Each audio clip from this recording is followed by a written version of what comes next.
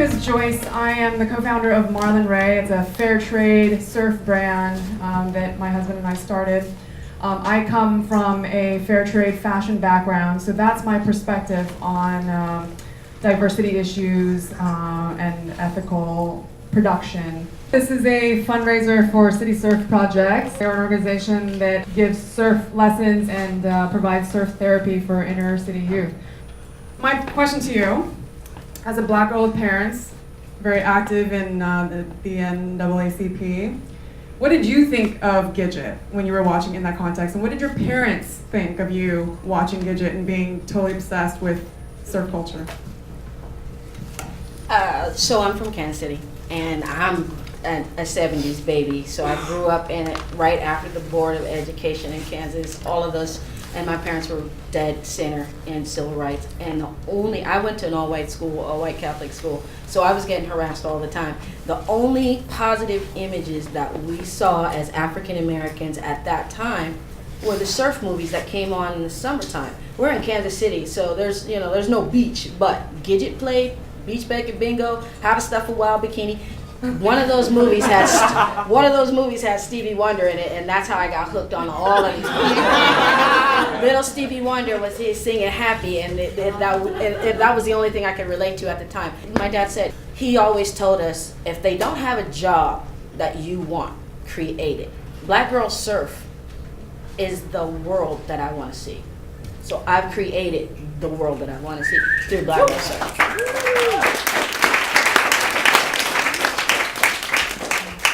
In your experience, how many pro surfers do you think are gay? Oh, wow. Female and male. Wow. Okay. Yeah, we're starting in deep. Yeah. Right. A lot, definitely. When I was doing it, a lot of the females were gay. With Queer Surf, the organization, we started to try to get more queer folks, more LGBTQ folks out in the water, because it is a privilege, but everyone should have access to it. 25 years ago, when I got into the outdoors, climbing, snowboarding, skiing, there was no one that looked like me. And then 20 years later, the passion of surfing and being involved in, creating more opportunities for people like us and people with, creating inclusiveness. It's not just about diversity, but it's including people with different backgrounds, interests, skin color, sexual orientation, whatever, but being more inclusive to connection to the ocean. My ancestors are from the water. This is why I have such a strong connection to the water. And for me, that changed surfing from something that I was obsessed with and was an obsession of my entire life to like, oh my God, like this is my whole being. Like this, my ancestors are from the water. I'm a water person. Surfing isn't just something that I'm doing because I like it. It's something that I was born to do. So the more that I learn about the history of surfing, I understand more of my own involvement and attraction to the sport. The connection to the ocean has been part of all cultures.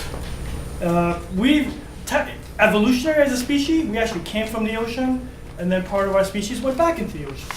But in terms of surfing, the early known events, surfing goes back, what we consider surfing on a plank or a treetop, goes back 3,000 years, right? 1300 BC is when the first known people to be surfing in the water, right? And those people were Polynesians. There's accounts of people surfing in the Cook Islands, Tahiti, and Polynesians, they traveled with the stars. Great water people who, just culture is based around water. So we have a lot of early accounts of kings and hierarchical societies within the Polynesian culture that are surfing, right? Sorry? And queens. And queens too. So I'm going to get to that, right? That's cultural anthropology. We're sticking to surfing. And in West Africa, right? In Senegal and Ivory Coast, there are historically knowledge of people surfing and cutting trees to be in the water. And then you fast forward just a little bit to about 1400 AD, 400 AD. There's accounts of people surfing in Peru. The Incas are known of cutting The cabalitas, they're half canoes. Sorry? Caballitos, gracias. And they're known to paddle those out past big surf, and they're surfing, taking the waves back in. So the history of connecting to the ocean and connecting to the surf it goes deep, right? And in modern culture, we really see like all the films are all about this connection to the ocean, but it's a certain group that dominates that message. And the message that's lost is like the connection to the ocean, surfing, being a fisherman, connection to the stars, to Earth. It's historically throughout all of cultures. Coastal California is very important to a lot of Native communities. All the way down from Baja, going all the way to Alaska. Ohlone people roam this area. Very, very, if you look at old accounts, if you read a lot of the old, very important area. Bay Area was a hub of trade for the Ohlone and how they interacted with in Southern California. And then to Native tribes in Mexico.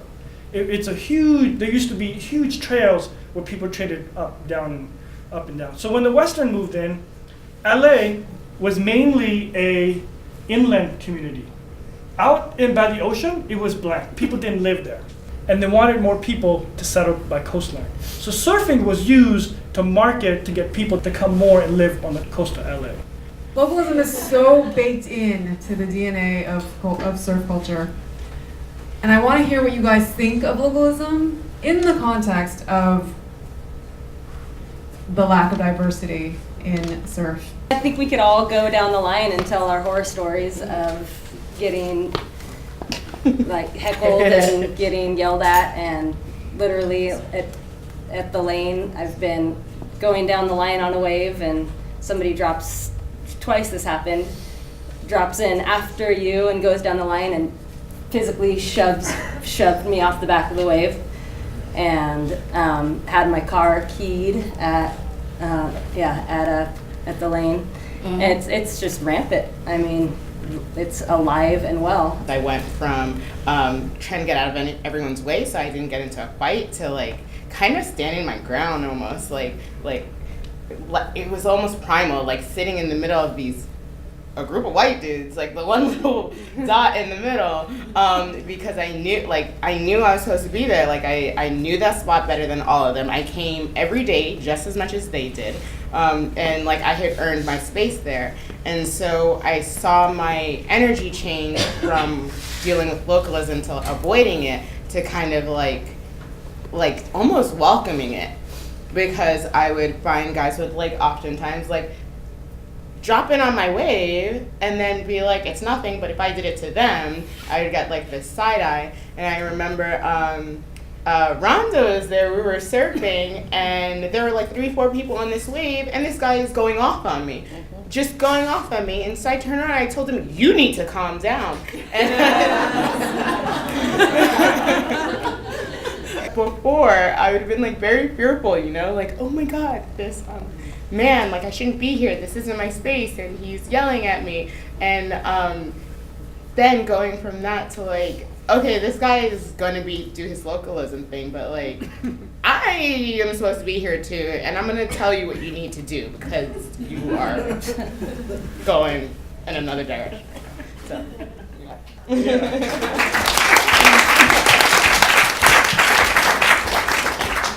I went to Bali this summer, had a great time surfing, but it's a really strange way of traveling for me, being a person of color, and Bali is very colonial. It's a lot of Aussies, blonde hair, blue eyes, nothing wrong, but it's very like, I'm here to surf, so get out of my way. And people surf at Tahiti. Who are the people serving all the surfers, right? And it's always people of color, which I find like, really, you can't find other people to serve you? Like, why is it always black and brown people serving all of these athletes? and why aren't they surfing? And why aren't they surfing, right? As people of color, people outside the mainstream, we're used to moving through different groups, right? Mm-hmm. How do you do that in the surf community, outside the surf community? Well, I can move pretty easily because I know how to code switch, and that's something that you learn very early coming into the surf industry. if you can't speak in the same language that they speak in, then you're a kook. And that's a word I don't use because it's too close to kook. So how I navigate is I use my background. My best friend is Caucasian. I mean, this is where I am. It doesn't take away from my blackness or me not being able to navigate. It's coming up against the obstacles once you try. I can get there, but the attitude or the demeanor of people that are around me, that's a little bit different. For me, it's knowing what to do or say and when to do or say it in what environment. It oftentimes feels a bit isolating, but just knowing like what I can and cannot do in certain environments has allowed me to move through both communities and still feel safe.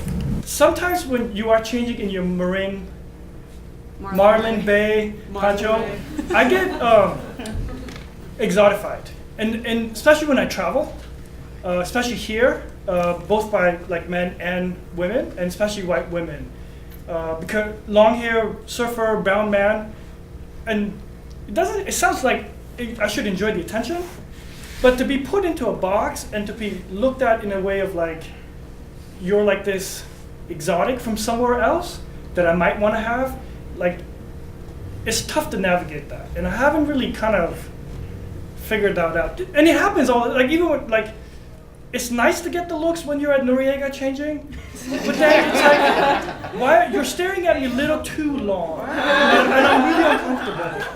You know. Now you know how women feel. Yeah. Welcome to our world. What was it like for you in the pro track, navigating two worlds? In your case, it's really two opposing worlds many times. Who were you out with? Who were you not out with? What conversations did you have and not have? All of that. All right. It was definitely a very juxtaposed situation. So free and so celebrated, privately, and then so closeted and so femme publicly,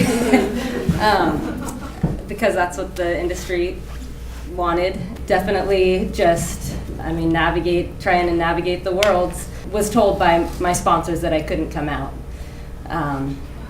My team manager, who was like a friend at that point, was hearing rumors that maybe I was gay, and so asked me and was like, well, you gotta keep that under wraps, and it was very much, I had already known that, because the CEOs of these companies who are paying you don't want to see that and don't want to know about that. So that was the world. There was this tone, you couldn't be out in the industry. It was very, very clear. And what kind of biases and the relationship between the female surfers and the judges and the sponsors, like how did you see that? It was like, okay, so if you want to get paid more, you show a little more ass and you kiss up to the CEOs of these companies. The bulk of surf media is dominated by white male athletes and female butts. The surf media now, we've taken away from the original point of surfing. Surfing is about fashion, fitness, health, beauty. These are the things that are fashion industry. It's about product. It's not really about your skill or who you are in the water. It's really about selling a t-shirt, and that's what this is. And so the surf media picks up on news and they run with it. Like if Kelly Slater blows his nose, 15 stories are going to come out about how he blew his nose and how he got in trouble for it. And you won't hear about that one surfer that just entered the WSL in South Africa. That's the first Zulu surfer, female surfer, and her name is Sam Keeley. So there's a lot of things that get overlooked because of the fashion industry, part of it. I tried to get sponsorship, couldn't because I don't fit the mold. Long hair, brown man, I can't sell t-shirts. There's a big push from Roxy to go to India because India has a long coastline, So they were like, you know, this woman, Ishita, who's like the women's first surfer, but she's also very skinny and tall and looks like a Roxy model, but person of color, right? So it's like, yes, they're going to India, but they're taking the same model of what is beauty and adapting it there. So I think we have to do a better job at like inclusiveness. The continued social media presence, I think we just need to keep infiltrating that and keep up with that, and then eventually I think the mainstream will see that, because it's all about marketing with them, so see that they'll find their little ways to make it marketable and to make it infiltrate in the mainstream.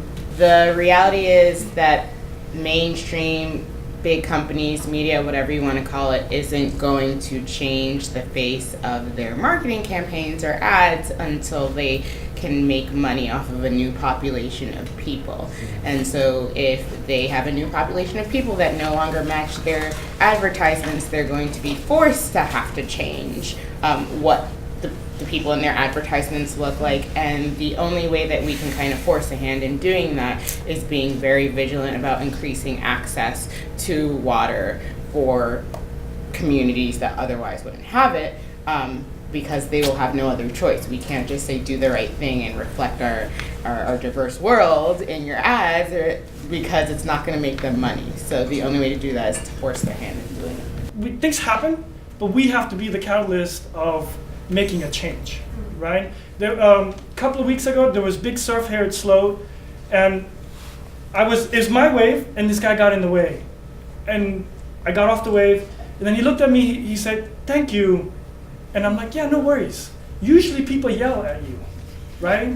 So it's up to us to make that change, to change the culture. Surfing doesn't have to be hierarchical.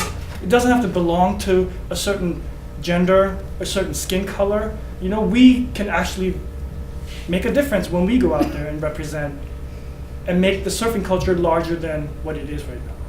Companies are changing, but I think the more we share our stories, the more we sort of, it's sort of like you hit a drum and the louder it becomes, right?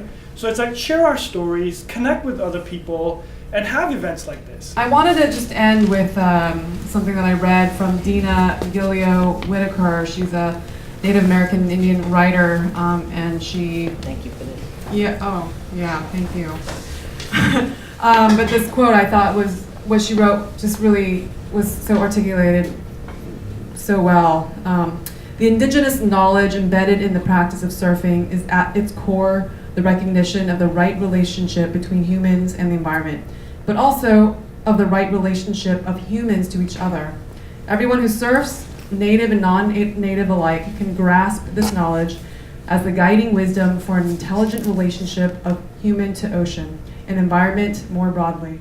But without acknowledging the history of human relationships built on domination and work to transcend it, surf culture will stay stuck in shallow narratives constructed by marketing sound bites designed for nothing more than to sell products and continue exploiting other people's lands. So chew on that. And thanks guys so much.